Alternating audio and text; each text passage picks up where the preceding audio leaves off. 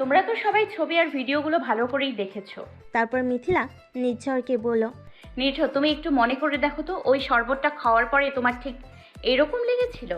নির্ঝর কিছুক্ষণ ভেবে বলল, শরবতটা খাওয়ার পরে আমার অনেকটা অস্বস্তি লেগেছিল। পুরো মাথাটা কেমন যেন ঝিমঝিম করছিল। কাউকে আমার সামনে সহ্য হচ্ছিল না। কেমন একটা খিটমিটে লাগছিল নিজের কাছে। ইচ্ছে করছিল হাতের সামনে যা পাই ছুঁড়ে ফেলে ভেঙে চুরমার করে দেই। ও হ্যাঁ, আর একটা কথা, তখন একটা আননোন নাম্বার থেকে আমার কাছে একটা ফোন এসেছিল, কিন্তু সে যে আমাকে কি কি বলেছিল সেগুলো ঠিক আমি মনে করতে পারছি না। কিন্তু আমার এতটুকু মনে আছে তার কথা শুনে আমার মধ্যে খুব মারাত্মক একটা নেগেটিভ রিয়াকশন হয়েছিল। মনে হচ্ছিল কাউকে ধরে মারি, কিন্তু আমি বুঝতে পারছি না ওই শরবতটা আসলে কিসের ছিল, কেনই বা আমার এমন লেগেছিল ওই শরবতটা খেয়ে। ওই দিনের পর থেকে মেঘা প্রায় সময় আমাকে রাতের বেলা শরবত খাওয়াতো, আর শরবতটা আমার এত ভালো লাগতো যে আমি নাও করতে পারতাম না মেঘাকে। কিন্তু শরবতটা খাওয়ার পরেই আমার মন মানসিকতা একদম চেঞ্জ হয়ে যেত। আমি নিজের অজান্তেই জানি কেমন হয়ে যেতাম। মিথিলা তার দুই হাত পিছনে বেঁধে কিছুটা ঝুঁকে মেঘাকে বলল, মেঘা, তোমার আর কি কোনো প্রমাণ লাগবে তুমি যে আমাদের বিয়েতে উপস্থিত ছিলে সেটা প্রমাণ করার জন্য? মেঘা কিছুটা ফিসফিসিয়ে মিথিলাকে বলল, তুমি যত কিছুই করো না কেন, আমি কিছুই স্বীকার করব না। আর আমি যদি স্বীকার না করি তাহলে তখন কি করবে তুমি? তার ব্যবস্থাও আমার কাছে আছে। আমি এখন এমন একটা প্রমাণ দেব যে তোমার মুখে স্বীকার না করলেও সবটা প্রমাণ হয়ে যাবে। মিথিলা নির্ঝরকে বলল, তুমি কি জানো নির্ঝর, মেঘা তোমাকে যে শরবতটা খাওয়াতো তার ভেতরেও মেঘার একটা বিশ্রী প্ল্যানিং ছিল। কথাটা শুনেই মেঘার চোখ কপালে উঠে গেল। মেঘা ভাবছে যেভাবেই হোক মিথিলাকে এবার থামাতেই হবে, তা না হলে আমার কপালে খুব খারাপ আছে, তাই তাকে অন্যভাবে প্ল্যান সাজাতে হবে। হঠাৎ মেঘা জোরে কেঁদে দিয়ে বলে উঠল, আর কত মিথিলা ভাবি, আর কত তুমি আমাকে হেনস্থা করবে? আর কতটা আমাকে সবার সামনে অপমানিত করলে তোমার মনের আশা মিটবে বলো? প্লিজ এবার অন্তত পক্ষে তুমি থামো। মিথিলা মেঘার কাছে এসে মেঘার দুই গালে আলতো করে চাপ দিয়ে বলল, তুমি ঠিকই বলেছো মেঘা, আমার আসলে থেমে যাওয়াটাই উচিত। কারণ আমি যদি থেমে না যাই তাহলে সেই লোকটা কথা বলবে কি করে বলো তো? আমি থামলে, তাকে ডাকলে, তারপরে তো সে কথা বলবে, তাই না? মেঘা ছোট্ট করে একটা ঢোক গিলে বলল, কোন লোকটা? তুমি কোন লোকটার কথা বলছো? এ বাবা, তুমি কিছুই বুঝতে পারছো না মেঘা? তোমার মাথায় এত বুদ্ধি খাটিয়ে এত কিছু করলে, অথচ অথচ সেই লোকটা কে সেটাই বুঝতে পারছো না। সো স্যাড মেঘা, এটা তোমার কাছ থেকে একদমই আমি আশা করিনি। নিজের কিছুটা বিরক্তির ভাব প্রকাশ করেই বলল, প্লিজ মিথিলা, আমার এইসব ভনিতা আর ভালো লাগছে না। তুমি যা বলার আর যা করার আর ডাইরেক্ট ক্লিয়ার করে বলো। হঠাৎ মেঘা বলে উঠল, নির্ঝর ভাইয়া, তুমি মিথিলা ভাবির কথাই বিশ্বাস করছো? তুমি আমার কথা মোটেও বিশ্বাস করছো না। আমি বারবার বলছি মিথিলা ভাবি সব মিথ্যে বলছে, সব মিথ্যে প্রমাণ আমার নামে দিচ্ছে, আমাকে সবার কাছে আর তোমার কাছে খারাপ করার জন্য। চুপ, একদম চুপ। একটা কথাও বলবি না তুই। মিথিলার সব মিথ্যে বলছে তাই না? এতগুলো প্রমাণ, এগুলো সব মিথ্যে। তুমি বুঝতে পারছো না কেন নির্ঝর ভাইয়া? এই প্রমাণগুলো সব মিথ্যা। মিথিলা ভাবি আমার বিরুদ্ধে এই মিথ্যে প্রমাণগুলো জোগাড় করেছে আমাকে সবার কাছে খারাপ বানানোর জন্য। এমনকি নাইম ভাইকেও হয়তোবা টাকা দিয়ে মিথিলা ভাবি আমার বিরুদ্ধে বলার জন্য নিয়ে এসেছে। মেঘার কথাটা শুনে নাইম এক মুহূর্ত আর সহ্য করতে পারল না, সঙ্গে সঙ্গে বসা থেকে উঠে দাঁড়িয়ে পড়ল। তুই এত মিথ্যাবাদী আর ছলনাময়ী তা আমার জানা ছিল না মেঘা। তোকে এখন আমার বন্ধু ভাবতেই আমার ঘৃণা করছে, ছি। মিথিলা নাইমকে আশ্বস্ত করেই বলল, নাইম ভাই, তুমি শান্ত হও। কোনটা সত্যি আর কোনটা মিথ্যা তা বোঝার মতো বিবেক আর বুদ্ধি এখানে উপস্থিত প্রত্যেকটা লোকের আছে নাইম। এখানে সবগুলো প্রমাণ মেঘার বিরুদ্ধে, তোমার বিরুদ্ধে নয়। তুমি শান্ত হয়ে বসো, আমি তো আছি। মিথিলা মেঘার কাছে যেয়ে মেঘাকে একটা থাপ্পড় দিয়ে বলল, এই থাপ্পড়টা যদি তোমাকে ফুপা আর ফুপি ছোটবেলা থেকে দিয়ে যেত, শাসন করতো, তাহলে তুমি এতটা বকে যেতে না, এতটা কুট বুদ্ধি আর খারাপ চিন্তা ভাবনা তোমার মধ্যে আসতো না। চুপ। মেঘা গালে হাত দিয়ে কটমটিয়ে তাকিয়ে আছে মিথিলার দিকে। মেঘা কান্নার অভিনয় করে ওর মা আর বাবাকে বলল, মা বাবা, তোমাদের সামনে মিথিলা ভাবি আমাকে থাপ্পড় মারলো, তোমরা কিছু বলবে না ওকে? মেঘার মা দীর্ঘ একটা নিঃশ্বাস ছেড়ে বলল, মিথিলা যা করেছে একদম ঠিক করেছে। এই কাজটা আমাদের আরও আগেই করা উচিত ছিল, তাহলে তুই এতটা পরিমাণ খারাপ চিন্তা ভাবনার মধ্যে ডুবে যেতে পারতি না। তোমরা কেন বুঝতে পারছো না মিথিলা ভাবি তা বলছে সব মিথ্যে বলছে, আর তোমরা সেই মিথ্যাটাকে সত্যি ভেবে সবাই আমাকেই ভুল বুঝছো। তোমরা সবাই কিন্তু অনেক বড় ভুল করছো। মিথিলা ওর আঙ্গুল মেঘার সামনে উঠিয়ে বলল। একদম চুপ মেঘা, অনেক কথা বলেছো তুমি, আর একটা কথাও বলবে না। মেঘা কিছুটা চিল্লিয়ে পড়ল, আমি কেন চুপ করে থাকবো? তুমি চুপ করে থাকো, কারণ আমি কোনো দোষ করিনি। তুমি আমার উপর শুধু শুধু দোষ চাপাচ্ছ। মিথিলার প্রচণ্ড রকমের রাগ হচ্ছে মেঘার উপর। এত বড় অন্যায় করেও বড় বড় কথা বলে যাচ্ছে মেঘা। তারপরও মিথিলা নিজের রাগটাকে সংযত করে পড়ল, আসলে তোমার কোনো লজ্জা নেই মেঘা, এত বড় অন্যায় করেও এখনো বড় বড় কথা বলেই যাচ্ছ তুমি।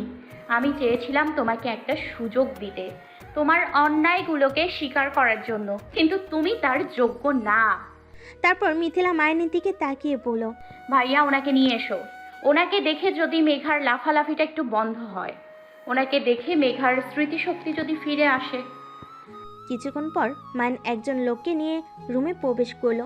লোকটাকে মেঘার সামনে দাঁড় করিয়ে মিথিলা মেঘাকে বলল, দেখো তো মেঘা, ওনাকে চিনতে পারো কিনা। লোকটার দিকে তাকানোর সাথে সাথেই মেঘার মনে হচ্ছিল যেন পুরো পৃথিবী মেঘার চারপাশে ঘুরছে। মনে হচ্ছে সত্যি মেঘার এখনই হার্ট ফেল হয়ে যাবে। সঙ্গে সঙ্গে মেঘার চোখ অন্যদিকে ঘুরিয়ে মেঘা দুই হাত কসলাতে কসলাতে পড়ল, আমি ওনাকে কিভাবে চিনবো? আমি ওনাকে চিনি না। এ মা মেঘা, এটা কি বলছো? উনি তোমাকে এত ভালোভাবে সাহায্য করেছে, আর তুমি ওনাকে চিনতেই পারছো না। মিথিলা লোকটার দিকে তাকিয়ে বলল, দেখেছেন তো, যার জন্য এত কিছু করলেন সেই এখন আপনাকে চিনতে পারছে না। চিনতে যখন পারছেই না, তাহলে কি করার বলুন? সমস্ত দোষের ভাগীদারি এখন আপনি, আর সমস্ত শাস্তি তো এখন একা আপনাকেই পেতে হবে। কিছু তো আর করার নেই, তাই না? লোকটার সঙ্গে সঙ্গে চিৎকার দিয়ে বলে উঠল, এই মেঘা, মিথ্যা কথা কেন বলছো? ও আমার কাছে এসে রিকোয়েস্ট করেছিল বলেই তো আমি ওষুধগুলো বানিয়ে ওকে দিয়েছিলাম। আমাকে ফাঁসিয়ে দিয়ে তুমি এইভাবে সবকিছু অস্বীকার করতে পারো না মেঘা। মেঘার পুরো শরীর থরথর করে কাঁপছে, কপাল পেয়ে ঘাম ঝরছে। তারপরও মেঘা নিজেকে বাঁচানোর জন্য বলল, কি যাতা বলছেন আপনি? আমি আপনাকে চিনি না। আর কিসের ওষুধ বানাতে বলেছিলাম আমি আপনাকে? কেন মিথ্যে বলছেন? আপনি আমার নামে, ও বুঝেছি, মিথিলা ভাবি আপনাকে ভাড়া করে নিয়ে এসেছে, তাই না? আমার নামে মিথ্যে কথা বলার জন্য। লোকটা প্রচণ্ড রকমের রেগে গিয়ে মেঘাকে বলল, তুমি যে এতটা পরিমাণের ধুন্দাবাস মেয়ে তা আমার জানা ছিল না মেঘা। তখন আমার কাছ থেকে সাহায্য চেয়ে এখন আমাকেই ফাঁসিয়ে দিচ্ছ। তারপর আবার তুমি অন্য একজন নির্দোষ ব্যক্তিকে তার অপরাধের সাথে জড়িয়ে দিচ্ছ। ছি মেঘা, ছি।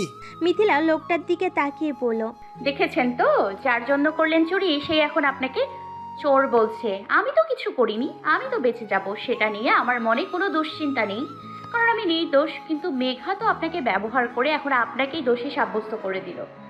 তাহলে এখন কি আর করবেন বলুন? সমস্ত অপবাদ নিয়ে এখন জেলে চলে যান, বাকিটা জীবন না হয় জেলেই কাটিয়ে দেবেন। লোকটা দাঁতে দাঁত চেপে মিথিলাকে বলল, অসম্ভব। দোষ যদি করে থাকে তাহলে সেটা মেঘা করেছে, আমি শুধু ওকে সাহায্য করেছি। আর আমার কাছে তার স্পষ্ট প্রমাণও আছে। মেঘার সাথে আমার সেই সময়ের কথাবার্তা কল লিস্টে চাইলেই আমি আপনাদের বের করে দেখাতে পারবো। এমনকি মেঘা যতবার আমার সাথে কথা বলেছে তার সম্পূর্ণ কল রেকর্ডও আমার কাছে আছে, কারণ আমার মোবাইলে অটো কল রেকর্ড হয়। সেই কল রেকর্ডগুলো আমি ডিলিট করিনি। এমনকি আমার দোকানের সামনে সিসিটিভি ফুটেজ থেকেও আপনি দেখতে পারবেন মেঘা কতবার আমার দোকানে আসা যাওয়া করেছে। মিথিলা একটু মুচকি হাসি দিয়ে বলল, সেটা আপনাকে বলতে হবে না, কল লিস্ট আমার হাতে আরও আগেই চলে এসছে। আর আপনি যে সিসিটিভি ফুটেজের কথা বললেন সেটাও আমার কাছে আছে। আর রইল বাকি কল রেকর্ড। আপনার ফোনটা যখন সুইচ করা হয়েছিল তখন সেই কল রেকর্ডগুলো সব আমি আমার ফোনে সেন্ড করে নিয়েছি। তাই আপনাকে কষ্ট করে কিছুই আর করতে হবে না। আপনি একটা কাজ করুন, আপনি শুধু ঘটনাটা প্রথম থেকে বলে যান, তারপর প্রমাণগুলো একে একে আমি সবাইকে দেখাবো। কি বলো মেঘা, দ্বিতীয় নাটকটা তাহলে শুরু করা যাক? সবাই যে অনেকক্ষণ যাবৎ বসে আছে নাটকটা দেখার জন্য। মেঘা একটা ঢোক গিলে ঠোঁটটা ভিজিয়ে নিয়ে সবার উদ্দেশ্যে বলল, সব মিথ্যে, সব কিছু সাজিয়ে এনেছে এই মিথিলা ভাবি। তোমরা কেউ কিছু বিশ্বাস করো না ওর কথা, ও একটা মিথ্যাবাদী। মিথিলা সঙ্গে সঙ্গে মেঘাকে একটা ধমক দিয়ে বলল, চুপ, একদম চুপ, অনেক সহ্য করেছি আর না। মিথ্যাবাদীকে মিথ্যাবাদীকে তা এখনই প্রমাণ হয়ে যাবে। মিথিলা লোকটাকে বলল। মিস্টার রিয়াদ, আপনি প্রথম থেকে সবটা বলা শুরু করুন। রিয়াদ কিছুটা গিল্টি ফিল করে বলল, আসলে আমি এই কাজটি করতে চাইনি। মেঘা আমাকে অনেক টাকা লোভ দেখিয়েছিল, বিদায় আমি এই কাজটা করতে রাজি হয়েছিলাম। কারণ আমার তখন অনেক টাকার দরকার ছিল, আর মেঘা সেই সুযোগটা নিয়েছিল। আমার ওয়াইফ খুব অসুস্থ ছিল। মেঘা আমার ওয়াইফের এক দুঃসম্পর্কের বোনের সুমনার ক্লাসমেট ছিল। সেই সুবাদে একদিন সুমনার সাথে আমাদের বাসায় এসেছিল আমার ওয়াইফকে দেখতে। আমি হালকা কিছু কবিরাজি জানতাম, মেঘা সেটা সুমনার কাছ থেকে জেনেছে। তখন মেঘা আমাকে একটা অফার করলো, যদি আমি তাকে এমন কোনো ওষুধ বানিয়ে দিতে পারি যেটা খেলে কোনো মানুষ সহজেই বসে চলে আসতে পারবে, তাহলে ও আমার ওয়াইফের চিকিৎসার বেশ কিছু টাকা দেবে। আমি প্রথমে মেঘার প্রস্তাবে রাজি হতে চাইনি, কিন্তু আমার টাকার এতটাই দরকার ছিল যে আমি মেঘার প্রস্তাবে রাজি না হয়ে আর থাকতে পারিনি। তারপর আমি মেঘাকে হালকা ডোজের একটা কবিরাজি ওষুধ বানিয়ে দিয়েছিলাম। ওকে বলেছিলাম প্রতিদিন রাতে হালকা করে শরবতের সাথে ওটা গুলিয়ে খাওয়াতে। ও আমার কথা মতন ওষুধ খাওয়াতো। তারপর মেঘা আমাকে 2 থেকে 1 দিন আগে বলল ওষুধ নাকি কাজ হচ্ছে না। তখন আমি ওকে আমার কাছে আসতে বললাম, ওষুধটা নিয়ে চেক করে দিব সেজন্য। মিথিলা তখনই রিয়াদকে থামিয়ে দিয়ে বলল, কিন্তু মেঘার কপালটা খারাপ, আপনি আমাদের কাছে ধরা পড়ে গেলেন। মেঘ আর ঔষধটা আপনাকে দিয়ে চেক করানো হলো না, তাই না? হ্যাঁ।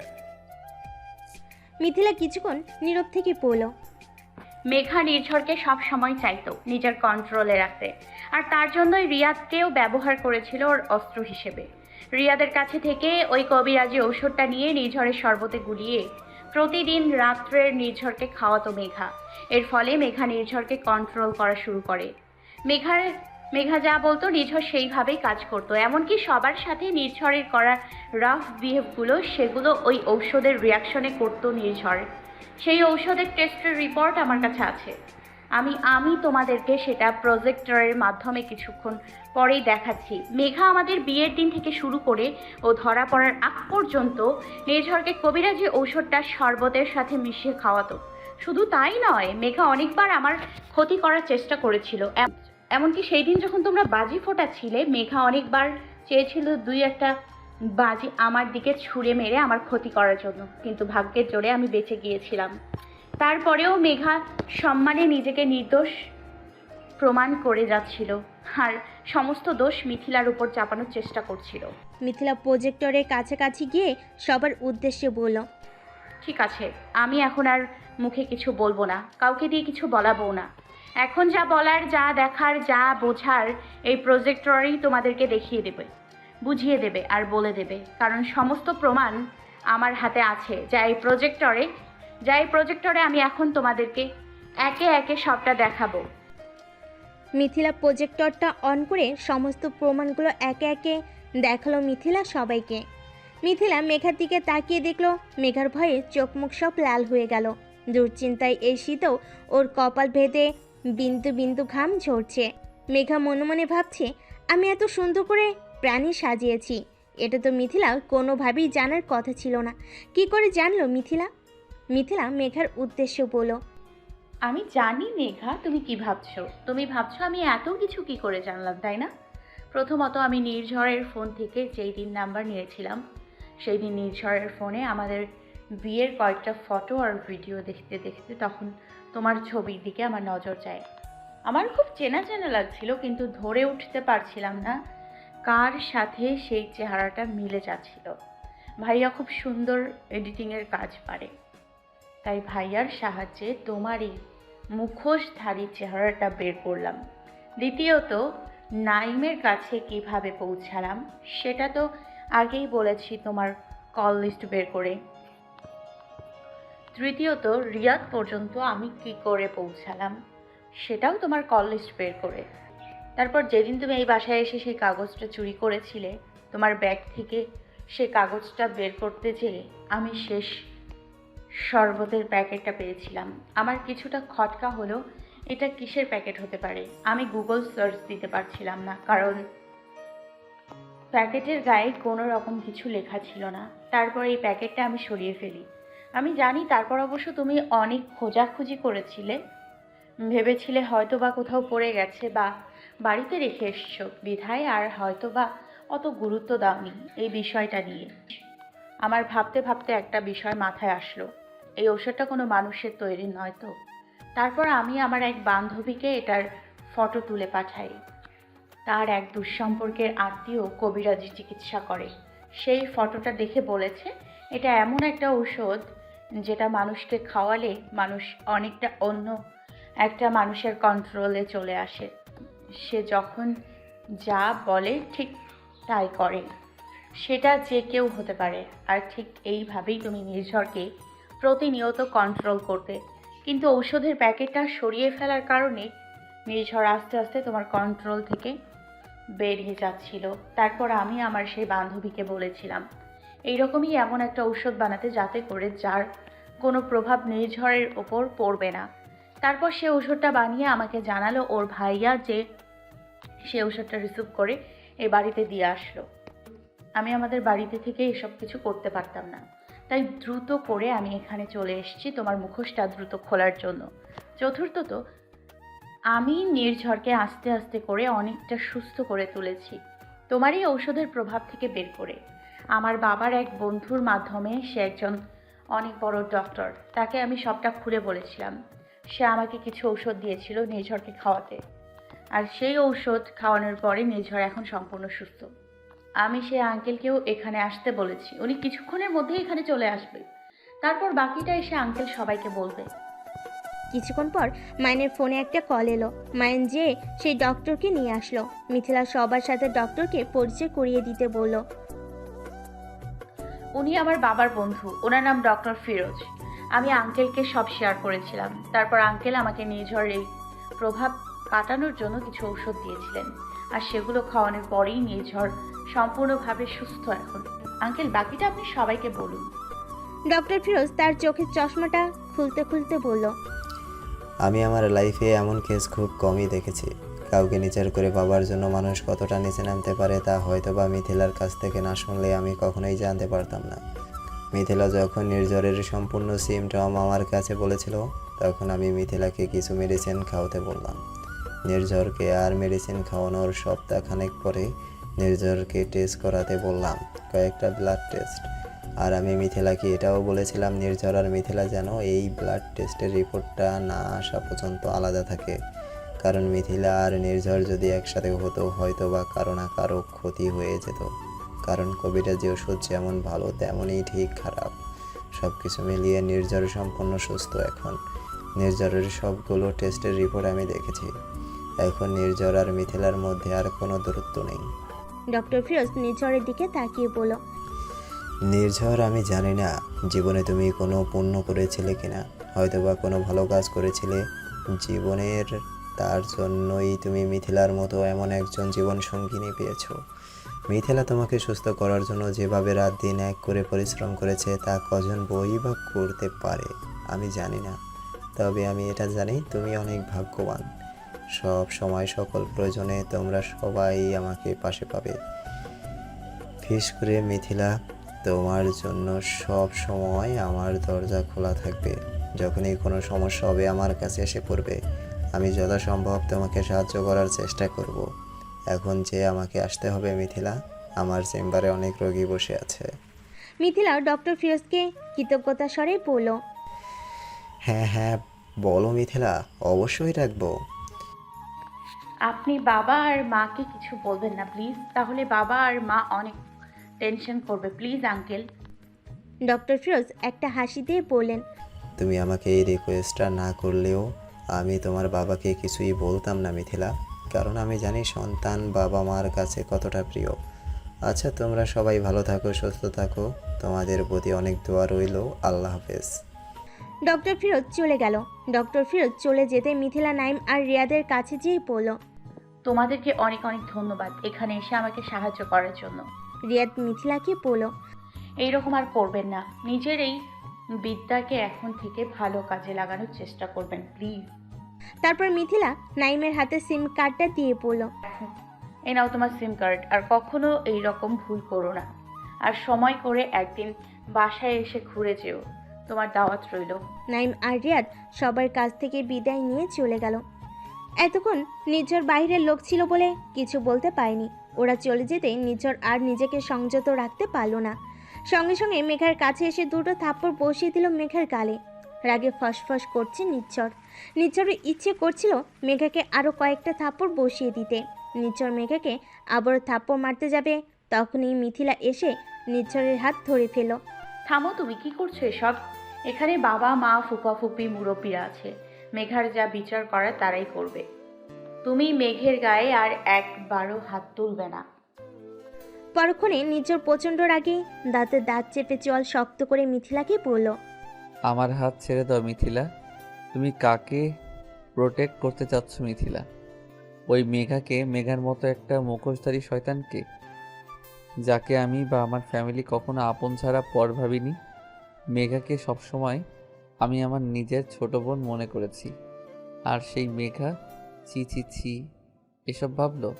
আমার এখন ঘেন্না হচ্ছে মেঘাকে আমার আত্মীয় পরিচয় দিতে, আর আমার নিজের প্রতি নিজেরই ঘৃণা হচ্ছে যে এরকম একটা মেয়েকে দিনের পর দিন আমি এই বাসায় থাকার অনুমতি দিয়েছি। ছি মেঘা ছি, তোকে আমার এখন ঘেন্না হচ্ছে। তোর মতো একটা নিচু মন মানসিকতার খারাপ বিয়ের কোনো জায়গা এই বাড়িতে আর নেই। তুই এই মুহূর্তেই বাড়ি থেকে বেরিয়ে যা। নির্ঝরের কথাগুলো মেঘা গালে হাত দিয়ে ছলছল চোখে নির্ঝরের দিকে তাকিয়ে বলল, তুমি কোনটাকে নিচু মন মানসিকতার বলছো নির্ঝর ভাইয়া? তুমি কোনটার প্রতি ঘৃণা দৃষ্টিপাত করছো নির্ঝর ভাইয়া? আমার প্রতি, নাকি আমার অবুঝ মনের ভালোবাসার প্রতি? সেই ছোট্টবেলা থেকেই বোঝ হওয়ার পর থেকে যে তোমার প্রতি আমার একটা অনুভূতি তৈরি হয়েছিল, সেই অনুভূতিকে আস্তে আস্তে ভালোবাসার রূপান্তরিত হয়েছে। সেটা কি তুমি এক মুহূর্তের জন্য বুঝতে পারোনি নির্ঝর ভাইয়া? নাকি তুমি বুঝেও না বোঝার ভান করে গেছো দিনের পর দিন? তোমাকে নিয়ে আমার এত অনুভূতি, এত কথা, এত পাগলামি, এত সব কিছু দেখেও কি তোমার মনে এতটুকু প্রশ্ন জাগেনি যে আমি কেন এমন করছি? আমার এখন কি মনে হচ্ছে জানো তো নির্ঝর ভাইয়া? তুমি সবই বুঝতে, সবই জানতে, কিন্তু আমার মন নিয়ে খেলা করেছো তুমি। এখন সবার সামনে সাধু সাজার চেষ্টা করছো, তাই না নির্ঝর ভাইয়া? কথাগুলো শুনে নির্ঝরের শরীরের রক্ত যেন টকবক করে উঠল। নির্ঝরের ঘাড়ের রগগুলো সব দাঁড়িয়ে গেল। নির্ঝরের হাত যুগল মুষ্টিবদ্ধ হয়ে গেল। নির্ঝর চোখ বন্ধ করে দাঁতের দাঁত চেপে মেঘাকে বলল, চুপ, একদম চুপ। তুই আর একটা কথাও বলবি না মেঘা। তোকে আমি চোখের সামনে আর এক মুহূর্তও সহ্য করতে পারছি না। তুই এই মুহূর্তে এই বাসা থেকে বেরিয়ে যাবি। কথা বলে নির্ঝর চলে যাচ্ছিল, তখনই মেঘা রাইসার হাত থেকে এক ঝটকায় নিচের হাত ছাড়িয়ে এসে নির্ঝরের পা ধরল। মেঘার এই কাণ্ডে নির্ঝর আর বাকি সবাই চরমভাবে অবাক হয়ে গেল। মেঘা নির্ঝরের পা ধরে কেঁদে কেঁদে বলল, আমি তোমাকে খুব ভালোবাসি নির্ঝর ভাইয়া, আমাকে এইভাবে তাড়িয়ে দিও না। আমি তোমাকে ছাড়া বাঁচতে পারবো না। আমাকে তোমার পায়ের কাছে একটু ঠাঁই দাও প্লিজ। আমি যে তোমাকে ছাড়া একদম মরে যাব। নির্ঝর সঙ্গে সঙ্গে দূরে সরে গেল। উপস্থিত সবাই হতবাক হয়ে দেখছিল মেঘার এই কাণ্ড। মেঘার বাবা আর মায়ের যেন লজ্জায় মাথা কাটা যাচ্ছিল। মিথিলা মেঘার কাছে এসে মেঘাকে ধরে ওঠাতেই মেঘা মিথিলাকে ধাক্কা দিয়ে সরিয়ে দিয়ে বলল, আদিক্ষেতা দেখাতে এসেছিস? তোর জন্য, শুধুমাত্র তোর জন্য নির্ঝরকে আমি পেলাম না। তুই নির্ঝরকে আমার কাছ থেকে কেড়ে নিয়েছিস, তোকে আমি ছাড়বো না। এই বলেই মেঘা মিথিলার গলা টিপে ধরল। সঙ্গে সঙ্গে নির্ঝর মিথিলাকে মেঘার হাত থেকে ছাড়ালো। মেঘার মা মেঘাকে জোরে একটা থাপ্পড় বসিয়ে দিল। মেঘা ওর গাল ধরে কেঁদে বলল, তুমি আমাকে মারলে আম্মু? মেঘার মা চোখ গরম করে বলল, এই থাপ্পড়টা তোকে আমার আরও আগে মারা উচিত ছিল, তাহলে তুই এতটা খারাপ হতে পারতি না। নির্ঝর অগ্নি দৃষ্টি নিক্ষেপ করে মেঘাকে ঝাঁঝালো কণ্ঠে বলল, শোন মেঘা, মিথিলা আমার সব কিছু। ও আমার বর্তমান ভবিষ্যৎ সব। আমার জীবন মরণ, আমার প্রাণ, সব কিছু সেখানে, আর কারো কোনো জায়গা নেই। মেঘা চিৎকার দিয়ে বলল, তুমি মিথ্যে বলছো। মিথিলাকে যদি তুমি এতই ভালোবাসতে তাহলে ওকে কন্ট্যাক্ট ম্যারেজ করতে না 6 মাসের জন্য। কথাটা শুনে উপস্থিত সবাই চমকে গেল। নির্ঝরের মা বলল, কন্ট্রাক্ট ম্যারেজ? কিসের কন্ট্রাক্ট ম্যারেজ? মিথিলা কিছু বলতে যাবে তখনই নির্ঝর বলল, আসলে মিথিলার উপর আমার একটা রাগ ছিল, ভুল বোঝাবুঝি থেকে সেই রাগটা আমার সৃষ্টি হয়েছিল মিথিলার উপর। তাই আমি রাগের বশে মিথিলাকে একটু শাস্তি দেবার জন্য মিথ্যে একটা কন্ট্রাক্ট পেপার সাজিয়ে সেখানে মিথিলার সাইন নিয়েছিলাম। কিন্তু সে কন্ট্রাক্ট পেপারটা ছিল সম্পূর্ণ ভিত্তিহীন। এটার কোনো ভিত্তি নেই, ওটা সম্পূর্ণ নকল ছিল। কিন্তু আমি এটা বুঝতে পারছি না, এই কন্ট্রাক্ট পেপারের কথা আমি আর মিথিলা ছাড়া তৃতীয় কারণে জানার কথা না, তাহলে মেঘা কি করে জানলো? সঙ্গে সঙ্গে মিথিলা বলে উঠল, মেঘা একদিন আমার আর নির্ঝরের কিছু কথা শুনেছিল, যেখানে কন্ট্রাক্ট পেপারের কথা উল্লেখ করেছিলাম আমি। আর তখনই আমাদের কথোপকথন শুনে এ বাসায় এসেছিল সেটা চুরি করার জন্য। কিন্তু কোনো লাভ হয়নি, কারণ সেটা আমি ওর কাছ থেকে নিয়ে নিয়েছিলাম। বাট আমি তখন জানতাম না ওটা আসলে নকল ছিল। নির্ঝর মেঘাকে বলল, মেঘা, সে কন্ট্রাক্ট পেপারটা তোর কাছে থাকলেও তুই কিছুই করতে পারতি না, কারণ সেটা সম্পূর্ণ নকল ছিল। মিথিলা আমার স্ত্রী ছিল, আছে, আর সারা জীবন থাকবে। মেঘার সঙ্গে সঙ্গে যে নির্ঝরকে জড়িয়ে ধরে চিৎকার দিয়ে জোরে বলে উঠল, তুমি শুধুমাত্র আমার, তোমাকে আমি আর কারো হতে দেব না। তুমি শুধুমাত্র আমার আমার আমার হয়ে থাকবে সারা জীবন। আমি তোমার বউ হব। তুমি মিথিলাকে ভুলে যাও, মিথিলাকে ছেড়ে দাও। আমি তোমাকে অনেক ভালোবাসি। নির্ঝর এক ঝটকায় মেঘাকে তার কাছ থেকে সরিয়ে দিয়ে বলল, সাবধান, এই ভুলটা ভুলেও করবি না। এই মুহূর্তে এই বাড়ি থেকে চলে যাবে, তোকে যেন আমি আর না দেখেই এই বাসায়। আমি তোমাকে ছাড়া বাঁচবো না নির্ঝর। আমার ভালোবাসাটাকে বোঝার চেষ্টা করো। তোমাকে আমি খুব ভালোবাসি, খুব। কথাটা বলেই মেঘা মাটিতে হাঁটু গেড়ে বসে পড়ল। মেঘার মা সবার কাছে মাপ চেয়ে মেঘাকে টানতে টানতে নিয়ে চলে গেল। মেঘা চলে যাবার আগে মিথিলাকে শাসিয়ে গেল, সেই মিথিলাকে ছাড়বে না। মেঘার রক্তচক্ষু যেন বলে দিচ্ছে মেঘা সব কিছু উলটপালট করে দেবে নির্ঝরকে না পেলে। মিথিলা এক কর্নারে নিশ্চুপ হয়ে দাঁড়িয়ে আছে, কারণ মিথিলা জানে মেঘা কতটা ভয়ঙ্কর। এরপর কি ঝড় আসবে তা ভেবে মিথিলার বুকের ভেতরটা মোচড় দিয়ে উঠল। মিথিলা কিছুক্ষণ পর রুমে গেল। মিথিলার রুমে গিয়ে দেখলো নির্ঝর প্রচণ্ড রাগে ছটফট করছে, আর রুমের এই প্রান্ত থেকে ওই প্রান্ত জোরে জোরে হাঁটছে। মিথিলা নির্ঝরের সামনে দাঁড়িয়ে বলল, কি হয়েছে তোমার? তুমি একটু শান্ত হয়ে বসে কেন এমন করছো? নির্ঝর সঙ্গে সঙ্গে মিথিলাকে জড়িয়ে ধরল। ঘরের মধ্যে পিনপতন নীরবতা, কেউ কোনো কথা বলছে না। তবে মিথিলা বুঝতে পারছিল নির্ঝর হয়তোবা কাঁদছে, কারণ নির্ঝরের চোখের 2 ফোঁটা গরম পানি মিথিলার পিঠে এসে পড়ল। মিথিলা নির্ঝরকে নিজের দিকে ফিরিয়ে চোখের পানি মুছে দিয়ে পড়ল। তুমি কাঁদছো কেন নির্ঝর? নির্ঝর মিথিলার কপালে একটা ছোট চুমু দিয়ে মিথিলার হাত ধরে বলল, I am sorry Mithila. Mithila, আমি অনেক বড় অপরাধী তোমার কাছে। নিজের ভালোবাসাকে আমি এইভাবে দূরে সরিয়ে দিয়েছিলাম। আমি তোমাকে চিনতে ভুল করেছিলাম মিথিলা। তোমার কাছে আমার মাপ চাওয়ার কোনো মুখ নেই, তারপরও তোমার কাছে আমি ক্ষমা চেয়েছি, আমাকে মাফ করে দাও। পৃথিবীর সমস্ত খুশি যেন মিথিলার মনে এসে ভর করলো। মিথিলার এতদিনের সব দুঃখ কষ্ট মন থেকে মুহূর্তের মধ্যেই মুছে গেল। মিথিলা নির্ঝরের চুলে বিলি কেটে পড়ল, পাগল আমার, তুমি তো যা করেছো না জেনে করেছো, না বুঝে আর ভুল বুঝে করেছো। এখানে তো তোমার কোনো দোষ নেই। আর আমি তোমাকে আমার জীবনে পেয়েছি, এটাই আমার সবচেয়ে বড় পাওয়া। আমার আর কোনো কষ্ট নেই নির্ঝর। নির্ঝর ওর বুকের বাঁ পাশে হাত দিয়ে পড়ল। এই বুকের মধ্যে সযত্নে তোমাকে লালন করে রেখেছিলাম মিথিলা। হয়তোবা একটু মান অভিমান করে তোমার কাছ থেকে দূরে সরে গিয়েছিলাম, কিন্তু আমার এই বুকের বাঁ পাশে একমাত্র তুমি ছিলে, আর সারা জীবন থাকবে, তুমিই থাকবে মিথিলা। আমি জানি আমার নিঝড় আমার ছিল, আমার আছে, সারা জীবন আমারই থাকবে। পরক্ষণে নির্ঝর কিছুটা রাগী স্বরে বলল, তবে মিথিলা, আমি মেঘাকে ছাড়বো না। আজকে এত কিছুর মাঝখানে ওকে আমি তেমন কিছু বলতে পারিনি। আমার উচিত ছিল ওকে টেনে পুলিশের হাতে তুলে দেওয়া। ও যে জঘন্য কাজগুলো করেছে তার কোনো ক্ষমা হয় না মিথিলা। আমি কাল সকালে গিয়ে পুলিশ স্টেশনে গিয়ে ওর নামে অভিযোগ করে আসবো। সঙ্গে সঙ্গে মিথিলা নির্ঝরকে থামিয়ে দিয়ে বলল, না নিঝড়, এসব বলো না। আর এই রকম কিছুই তুমি করবে না। মেঘার যা মনে হয়েছিল ও করেছে, কিন্তু ও তো আমাদেরকে আলাদা করতে পারেনি, আর ভবিষ্যতে আলাদা করতে পারবে না।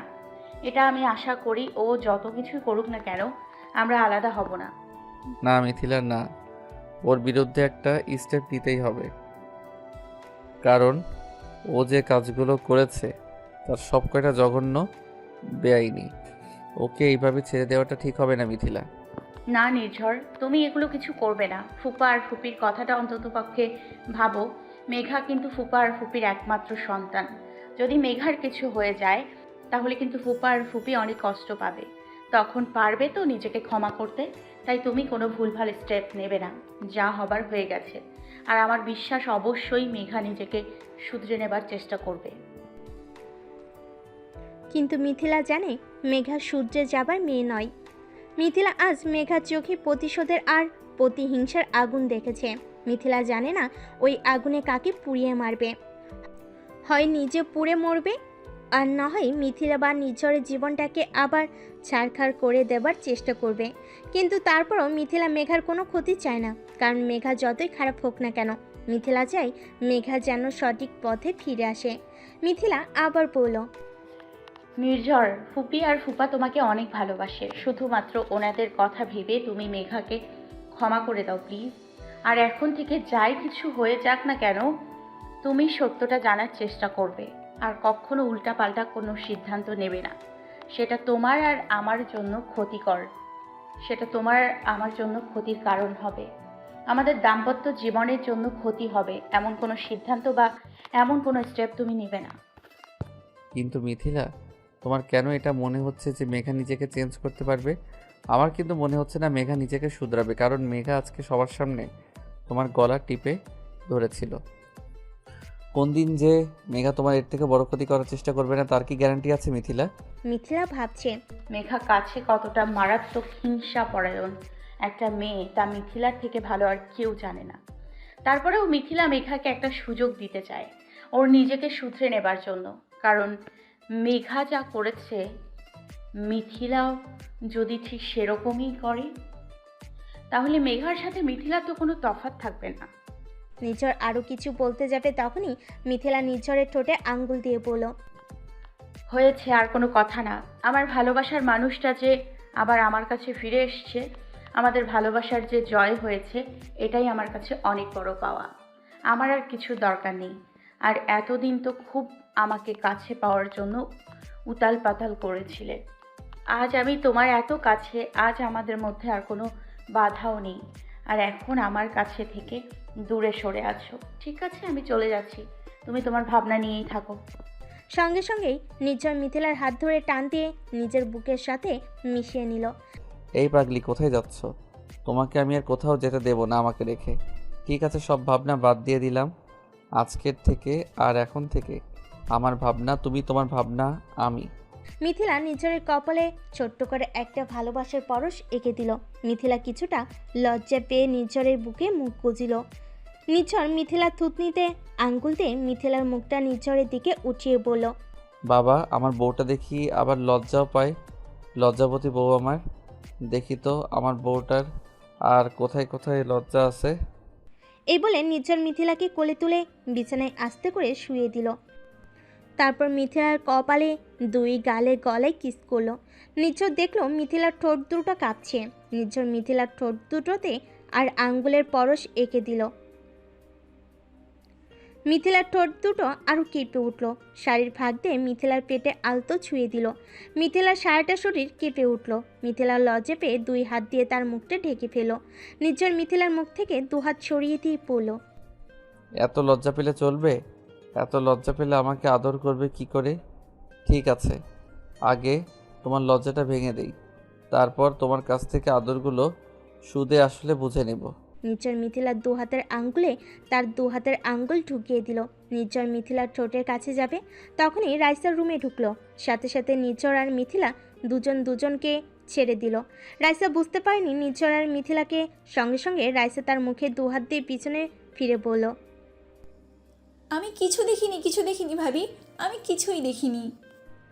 নির্ঝরের কিছুটা রাগ হলো রাইসার উপর। এই রাইসাটার আসার সময় পেল না, এখনই আসতে হলো। আর আমিও একটা গাধার মতো দরজাটা খুলে রেখেছি, বন্ধ করবো যে সেটাও খেয়াল ছিল না। মনে মনে কথাগুলো বলল নির্ঝর রাইসা কি কিছুটা চোখ গরম করে বলল, কী রে রাইসা, তুই এখন এখানে কেন? কি দরকার তোর এখন? রাইসা মিথিলার কাছে যেয়ে বলল, ভাবি, মার বাবা একটা কড়া নির্দেশ দিয়েছে, সেটাই তোমাদেরকে শোনাতে এসেছি। মিথিলা আর নির্ঝর একে অপরের দিকে তাকালো। মিথিলা রাইসাকে প্রশ্ন করলো। মার বাবার কি নির্দেশ রাইসা? রাইসা মিথিলার দু কাঁধে হাত দিয়ে পড়ল। মার বাবার নির্দেশ হলো এই যে আজকে মিথিলা ভাবি আমার সাথে আর ভাইয়া মায়ান ভাইয়ার সাথে শোবে। কথাগুলো শুনে নির্ঝর চোখ বড় বড় করে তাকালো রাইসার দিকে। রাইসার কানটা টান দিয়ে বলল, কি বলছিস এসব? মার খাবি নাকি এখান থেকে যাবি? ঠিক আছে, আমি যে মার বাবাকে বলছি তোমরা তাদের নির্দেশ অমান্য করছো, তোমরা আমার কথা শুনছো না। রাইসা চলে যেতে নেবে, তখনই মিথিলা রাইসাকে ডাক দিয়ে বলল, আরে দাঁড়াও রাইসা, কোথায় যাচ্ছ? আমরা কি একবারও বলেছি মা আর বাবার নির্দেশ অমান্য করব? তবে রাইসা, তোমার মুখে কিন্তু ভাইয়াকে মানায় না। তোমার মুখে কিন্তু ভাইয়াকে ভাই বলাটা একদম মানাচ্ছে না। কয়েকদিন পরে তো ভাইয়াকে তোমার মায়ান বলেই ডাকতে হবে। এখন থেকে না হয় প্র্যাকটিস করো। রাইসা কিছুটা লজ্জা পেয়ে গেল। ভাবি, তুমি কি যে বলো না, উনি আমার থেকে কত বড়, ওনাকে আমি কি করে নাম ধরে ডাকবো? মিথিলা কিছুটা হেসে রাইসাকে বলল, ও আচ্ছা, তাহলে বিয়ের পরেও কি মায়ান বলে ডাকবে? কি যে বলো না ভাবি তুমি, আমি যাচ্ছি, তোমরা তাড়াতাড়ি এসো। মিথিলা হাসতে হাসতে নির্ঝরকে বলল, রাইসা সত্যি একটা পাগলি। তবে রাইসা না থাকলে আমার অনেক কষ্ট হয়ে যেত এত কিছু প্রমাণ করতে। রাইসা প্রতিনিয়ত যেভাবে আমাকে সাহায্য করে গেছে, নিজের বোনের থেকেও অনেক বেশি করেছে রাইসা আমার জন্য। এইবার রাইসার জন্যও আমাদের কিছু করতে হবে নির্ঝর। যেমন? ভাইয়া আর রাইসার বিয়ের ব্যাপারটা আগাতে হবে। নির্ঝর কিছুটা চিন্তার ভাঁজ কপালে নিয়ে মিথিলাকে বলল, কিন্তু মা আর বাবাকে তো বিষয়টা জানাতে হবে। তারপর মায়ান ভাইয়ের একটা অতীত আছে, সেটাও জানাতে হবে। সব কিছু মিলিয়ে জানি না বাবা আর মা কেমন রিয়াকশন করবে। তবে আমি চেষ্টা করব বাবা আর মাকে রাজি করাতে। যদি বাবা আর মা রাজি না হয় তাহলে আমি রাইসার গার্ডিয়ান হয়ে রাইসা আর মায়ান ভাইয়ের বিয়ে দেব। মিথিলা নির্ঝরের গলা দুহাত দিয়ে জড়িয়ে ধরে বলল, আপনাকে কিছুই জানাতে হবে না মশাই, বাবা আর মা পুরোটাই জানে। কি? মা আর বাবা কিভাবে জানলো? মা আর বাবা ভাইয়াকে রাইসার জন্য আগে থেকেই পছন্দ করে রেখেছিল। আর ভাইয়ার সমস্ত অতীত মা আর বাবা জেনেই রাইসার জন্য ভাইয়াকে পছন্দ করেছে।